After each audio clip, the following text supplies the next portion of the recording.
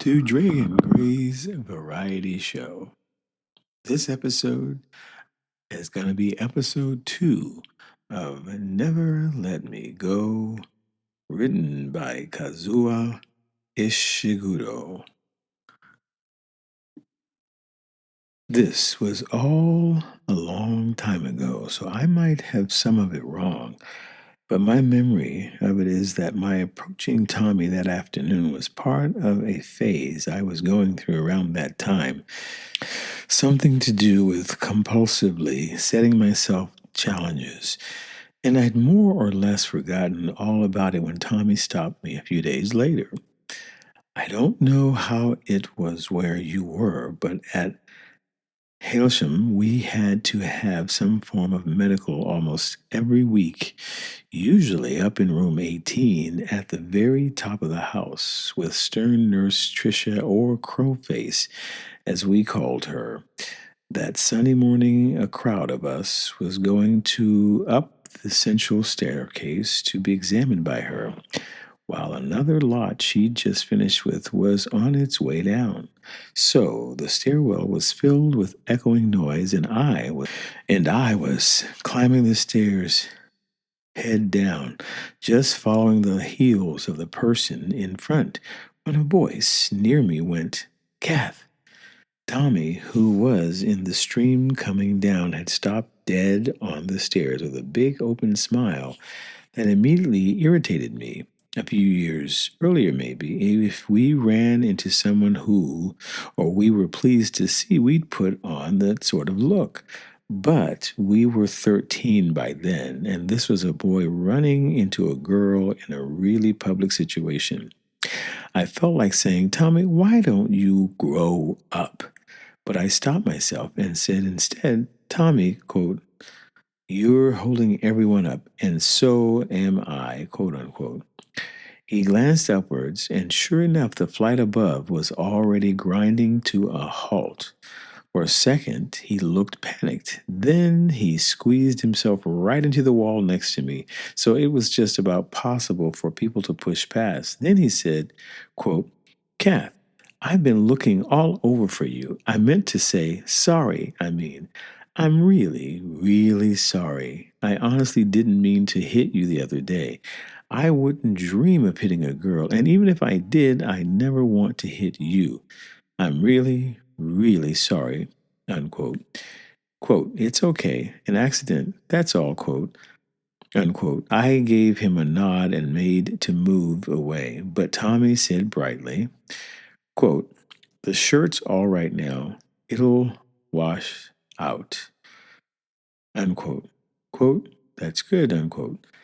Quote, "It didn't hurt, did it, when I hit you?" Unquote. Quote, "Sure, fractured skull, concussion, the lot. Even Crowface might notice it. That's if I ever get up there," unquote. "But seriously, Kath, no hard feelings, right? I'm awfully sorry. I am honestly," unquote.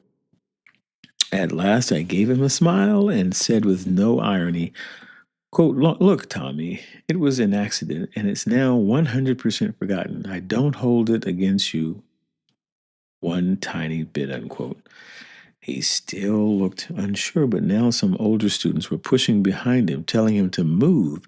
He gave me a quick smile and patted my shoulder like he might do to a younger boy and pushed his way into the flow. Then, as I began to climb, I heard him shout from below, quote, "See you, Kath," unquote. I'd found the whole thing mildly embarrassing, but it didn't lead to any teasing or gossip. And I must admit, if it hadn't been for that encounter on the stairs, I probably wouldn't have taken the interest I did in Tommy's problems over the next several weeks. I saw a few of the incidents myself, but mostly I heard about them. And when I did, I quizzed people until I got more or less a full account. There were more temper tantrums, like the time Tommy was supposed to have heaved over two desks in room 14, spilling all the contents on the floor, while the rest of the class, having escaped onto the landing, barricaded the door to stop him coming out. There was the time Mr. Christopher had had to pin back his arms to stop him attacking Reggie D during football practice. Everyone could see, too, when the senior two boys went on their fields run. Tommy was the only one without a running partner. He was a good runner and would quickly open up 10, 15 yards between him and the rest, maybe thinking this would disguise the fact that no one wanted to run with him. Then there were new rumors almost every day of pranks that had been played on him.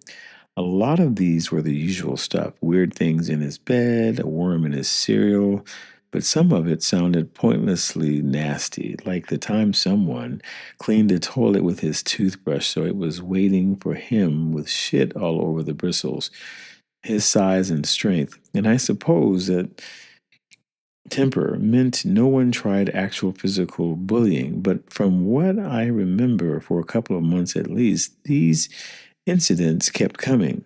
I thought sooner or later someone would start saying it had gone too far, but it just kept on and no one said anything. I tried to bring it up once myself in the dorm after lights out. In the seniors, we were down to six per dorm, so it was just our little group, and we often had our most intimate conversations lying in the dark before we fell asleep. You could talk about things that there you would never dream of talking about in any other place, not even in the pavilion. So one night I brought it up to Tommy. Well, I brought up Tommy. I didn't say much. I just summed up what had been happening to him and said it wasn't really very fair. When I finished, there was a funny sort of silence hanging in the dark, and I realized everyone was waiting for Ruth's response, which was usually what happened whenever something a bit awkward came up. I kept waiting, then I heard a sigh from Ruth's side of the room, and she said, "You've got a point, Kath. It's not nice, but if he wants it to stop, actually, he's got to change his own attitude. He didn't have a thing for the spring exchange. And has he got anything for next month? I bet he hasn't, quote unquote." I should explain a bit here about the exchanges we had at Hailsham. 4 times a year, spring, summer, autumn, winter, we had a kind of big exhibition cum sale of all the things we'd been creating in the 3 months since the last exchange: paintings, drawings, pottery, all sorts of sculptures made from whatever was the craze of the day: bashed up cans, maybe a bottle top stuck onto a cardboard, for each thing you put in, you were paid in exchange tokens. The guardians decided how many your particular masterpiece merited.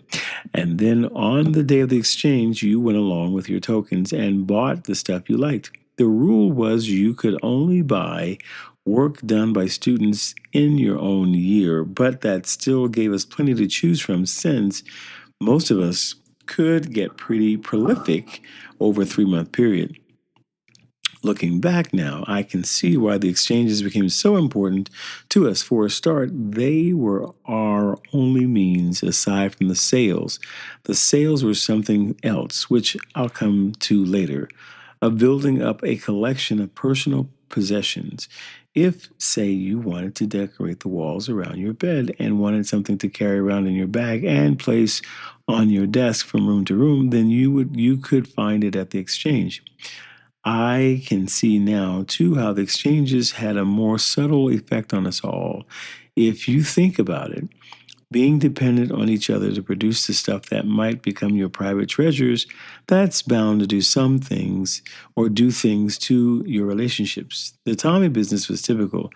A lot of the time, how you were regarded at Hailsham, how much you were liked and respected, had to do with how good you were at creating.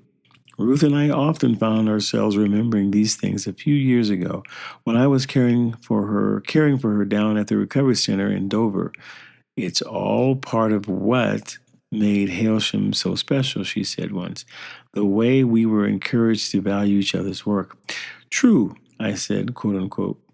Quote, but sometimes when I think about the exchanges now, a lot of it seems a bit odd. The poetry, for instance, I remember we were allowed to hand in poems instead of drawing or a painting. And the strange thing was, we all thought that was fine. We thought that made sense. Quote, why shouldn't it? Poetry is important, unquote. But we're talking about 9-year-old stuff, funny little lines, all misspelt in exercise books. We'd spent our precious tokens on an exercise book full of that stuff rather than on something really nice for around our beds.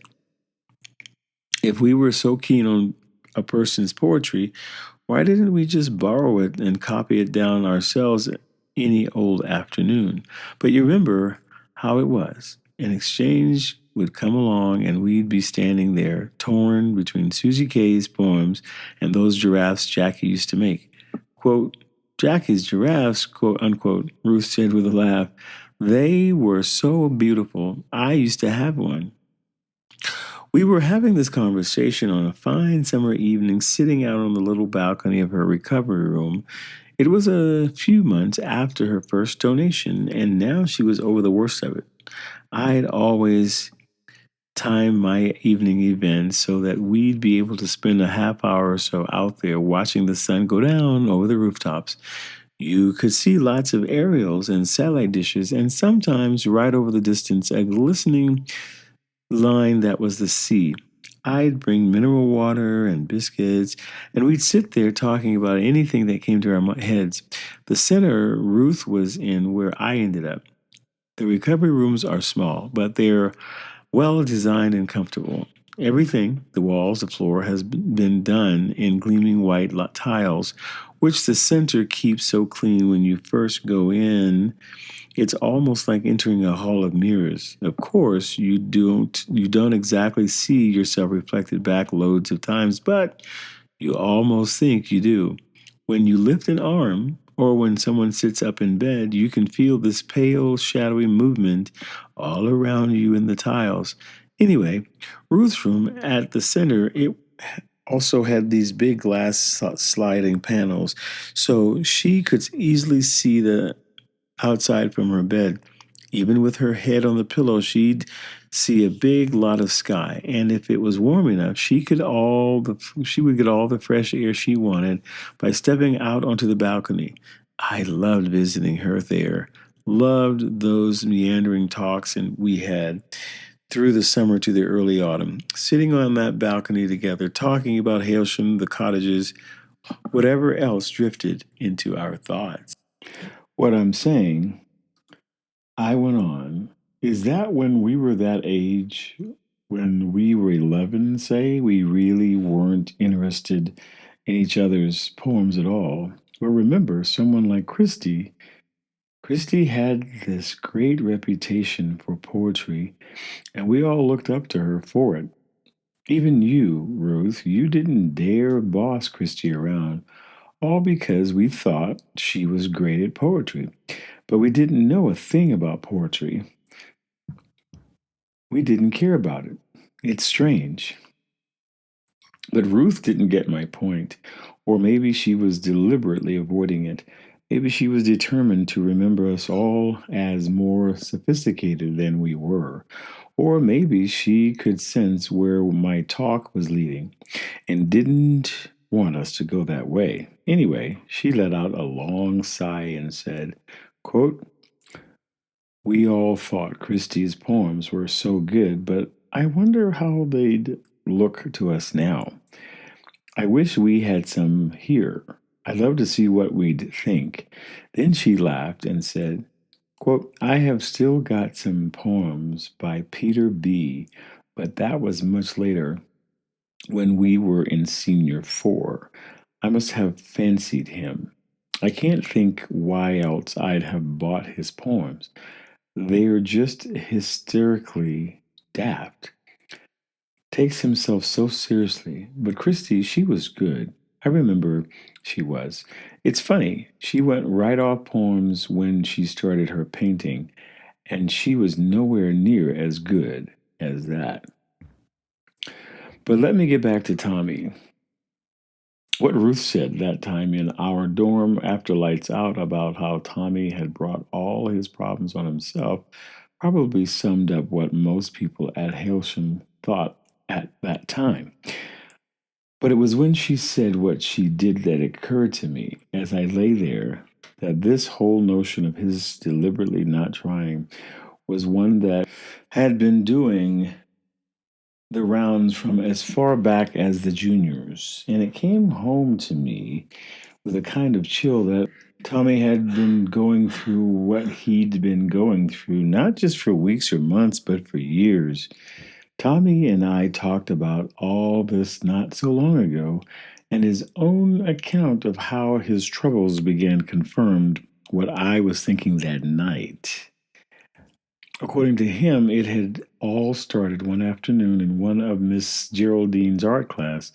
Until that day, Tommy told me he had always quite enjoyed painting, but then that day in Mrs. Geraldine's class, Tommy had done this particular watercolor of an elephant standing in some tall grass, and that was what started it all off. He'd done it, he claimed, as a kind of joke. I quizzed him a lot on this point, and I suspect the truth was that it was like a lot of things at that age, you don't have any clear reason. You just do it. You do it because you think it might get a laugh or because you want to see if it'll cause a stir. And when you're asked to explain it afterwards, it doesn't seem to make any sense. We've all done things like that. Tommy didn't quite put it this way, but I'm sure that's how it happened. Anyway, he did his elephant, which was exactly the sort of picture of a kid 3 years younger might have done. It took him no more than 20 minutes, and it got a laugh, sure enough, though not quite the sort he'd expected. Even so, it might not have led to anything, and this is a big irony, I suppose, if Miss Geraldine hadn't been taking the class that day. Miss Geraldine was everyone's favorite guardian when we were that age. She was gentle, soft spoken, and always comforted you when you needed it, even when you'd done something bad or been told off by another guardian. If she ever had to tell you off herself, then for days afterwards she'd give you lots of extra attention like she owed you something. It was unlucky for Tommy that it was Miss Geraldine taking art that day and not, say, Mr. Robert or Miss Emily herself, the head guardian, who often took art. Had it been either of those two, Tommy would have got a bit of a telling off.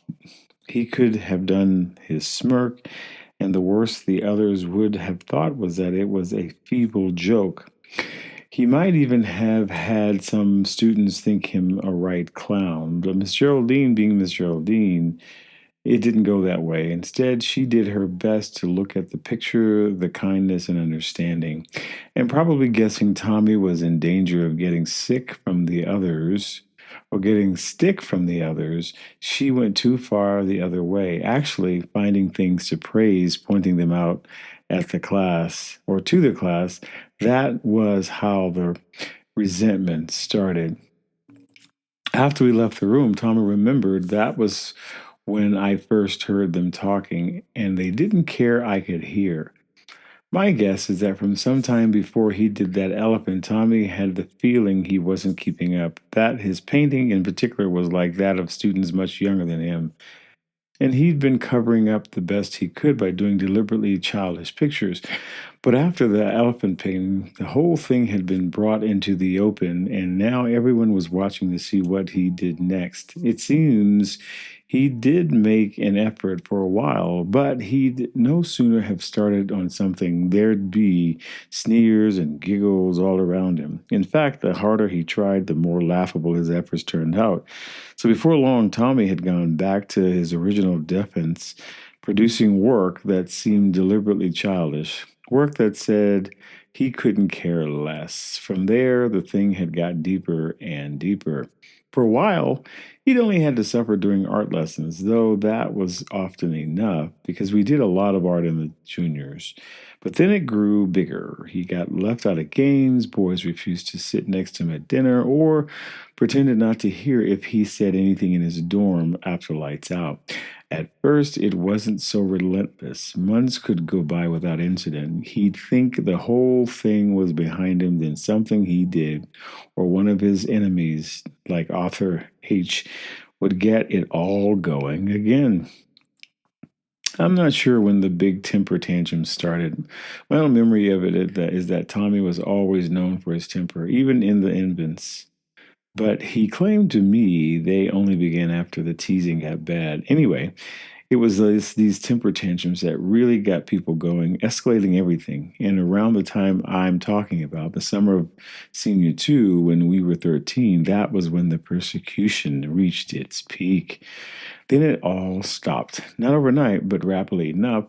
I was, as I say, watching the situation closely around them then, so I saw the signs before most of the others. I started with a period, it might have been a month, maybe longer, when the pranks went on pretty steadily, but Tommy failed to lose his temper. Sometimes I could see what he was close to it, but he somehow controlled himself. Other times he quietly shrugged or reacted like he hadn't missed or noticed a thing. At first, these responses caused disappointment. Maybe people were resentful, even like he'd let them down. Then gradually, people got bored and the pranks became more half hearted until one day it struck me there hadn't been any for over a week. This wouldn't necessarily have been so significant by itself, but I'd spotted other changes, little things like Alexander J. and Peter N. walking across the courtyard with him towards the fields, the three of them chatting quite naturally, a subtle but clear difference in people's voices when his name got mentioned. Then once, towards the end of an afternoon break, a group of us were sitting on the grass quite close to the south playing field, and where the boys, as usual, were playing their football. It was joining in our conversation, but keeping an eye on Tommy, who I noticed was right at the heart of the game. At one point, he got ripped and picking himself up, placed the ball on the ground to take the free kick himself. As the boys spread out in anticipation, I saw Arthur F.L., one of his biggest tormentors, a few yards behind Tommy's back, begin mimicking him, doing a daft version of the way Tommy was standing over the ball, hands on the hips. I watched carefully, but none of the others took up Arthur's cue. They must all have seen because all eyes were looking towards Tommy, waiting for his kick, and Arthur was right behind him. But no one was interested. Tommy floated the ball across the field, the game went on, and Arthur FL didn't try anything else. I was pleased about all these developments, but also mystified. There'd been no real change in Tommy's work. His reputation for creativity was as low as ever. I could see that an end to the tantrums was a big help, but what seemed to be the key factor was harder to put your fingers on. There was something about Tommy himself, the way he carried himself, the way he looked people in the face and talked in his open, good natured way, that was different from before, and which had in turn changed the attitudes of those around him, but what had brought all this on wasn't clear. I was mystified, and I decided to probe him a bit the next time we could talk in private. The chance came along before long when I was lining up for lunch and spotted him a few places ahead in the queue. I suppose this might sound odd, but at Hailsham, the lunch queue was one of the better places to have a private talk. It was something to do with acoustics in the great hall. All the hubbub and the high ceilings meant that as long as you lowered your voices, stood quite close, and made sure your neighbors were deep in their own chat, you had a fair chance of not being overheard. In any case, we weren't exactly spoiled for that. Quiet passing within earshot. there were some places that were worse because there was always someone likely to be there. And as soon as you looked like you were trying to sneak off for a secret talk, the whole place seemed to sense it with minutes and you'd have no chance. So when I saw Tommy a few places ahead of me, I waved him over. The rule being that though you couldn't jump the queue going forward, it was fine to go back. He came over with a delighted smile, and we stood together for a moment without saying much, not out of awkwardness, but because we were waiting for an interest aroused by Tommy's moving back to fade. Then I said to him, "You seem much happier these days, Tommy. Things seem to be going much better for you. You notice everything, don't you, Kath?" He said this completely without sarcasm. "Yeah, everything's all right. I'm getting on it. I'm getting on all right." "So what happened? Did you find God or something?" "God?" Tommy was lost for a second. Then he laughed and said, "Oh, I see. You're talking about me, not getting so angry." "Not just that, Tommy. You've turned things around for yourself. I've been watching, so that's why I was asking." Tommy shrugged. "I've grown up a bit, I suppose, and maybe everyone else has too. Can't keep on with the same stuff all the time. Gets old." I said nothing, but just kept looking right at him until he gave me another little laugh and said, "Cat, you're so nosy. Okay, I suppose there is something that happened. If you want, I'll tell you." "Well, go on then." "I'll tell you, Kath, but you mustn't spread it, all right? A couple of months back, I had this talk with Miss Lucy, and I felt much better afterwards. It's hard to explain, but she said something, and it all felt better, much better." "So, what did she say?" "Well, the thing is, it might sound strange. It did to me at first. What she said was that if I didn't want to be creative, if I really didn't feel like it, that was perfectly all right. Nothing wrong with it," she said. "That's what she told you?" Tommy nodded, but I was already turning away. "That's just rubbish, Tommy. If you're going to play stupid games, I can't be bothered." I was genuinely angry because I thought he was lying to me just when I deserved to be taken into his confidence. Spotting a girl I knew a few places back, I went over to her, leaving Tommy standing. I could see he was bewildered and crestfallen, but after the months I had spent worrying about him, I felt betrayed and didn't care how he felt. I chatted with my friend, I think it was Matilda, as cheerfully as possible, and hardly looked his way for the rest of the time we were in the queue. But as I was carrying my plate to the tables, Tommy came up behind me and said quickly, "Kath, I wasn't trying to pull your leg. If that's what you think, it's what happened. I'll tell you about it if you give me half a chance." "Don't talk rubbish, Tommy. Kath, I'll tell you about it. I'll be down at the pond after lunch. If you come down there, I'll tell you."